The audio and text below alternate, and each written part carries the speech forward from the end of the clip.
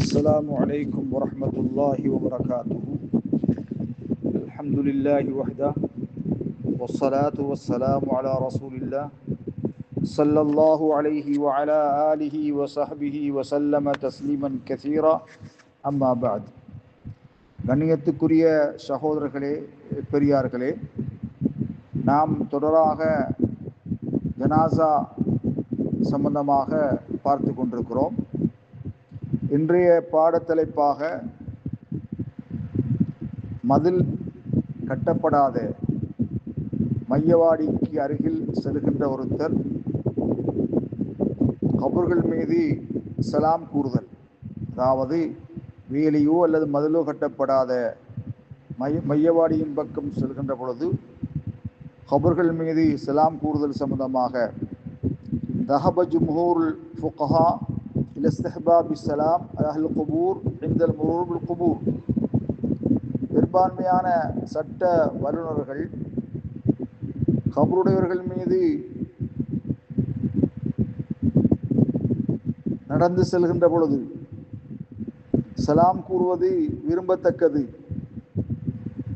இப்னு Abbas ரலியல்லாஹு தஆலா அறிவிக்கின்றார்கள், மர்ர ரசூலுல்லாஹி ஸல்லல்லாஹு அலைஹி வஸல்லம் பி குபூரில் மதீனா, மதீனாவில் அமைந்திருக்கின்ற பக்கியுல் கர்கத் என அழைக்கப்படுகின்ற மையவாடிக்கு அருகிலே நபிகளார் நடந்து சென்றபோது ஃபஅக்பல அலைஹி பிவஜ்ஹிஹி, அவர்கள் மீது நேரடியாக முகத்தை முன்னோக்கி ஃபகால் சொன்னார்கள், அஸ்ஸலாமு அலைக்கும் அஹ்லல் குபூர் யக்ஃபிருல்லாஹு லனா வலக்கும் அன்தும் ஸலஃபுனா வ நஹ்னு பில் அஸர். கபருடையவர்களே, உங்கள் மீது சாந்தி உண்டாகட்டும், உங்களுடைய பாவங்களை அல்லாஹ் மன்னிப்பானாக, நீங்கள் முந்திவிட்டீர்கள், நாங்கள் உங்களுடைய அசர் புரகடியிலே வந்து கொண்டிருக்கின்றோம். அந்த நேரத்திலே அந்த மக்பரா, மதீனாவில் இருந்த அந்த மையவாடி ஐர முசவ்வரத்தின், மதில் அடைக்கப்படாமல் திறந்த வழியாக இருந்தபோது ஸல்லல்லாஹு அலைஹி வஸல்லம் அவர்கள் சலாம் கூறிய முறையை நாங்கள் பார்த்தோம். இப்பொழுது என்ன கேள்வி என்றால், மையவாடி மதில் அடைக்கப்பட்டிருந்தால் மதிலுக்கு வெளியே நின்று கபருடையவர்களுக்கு சலாம் கூறுவது சம்பந்தமாக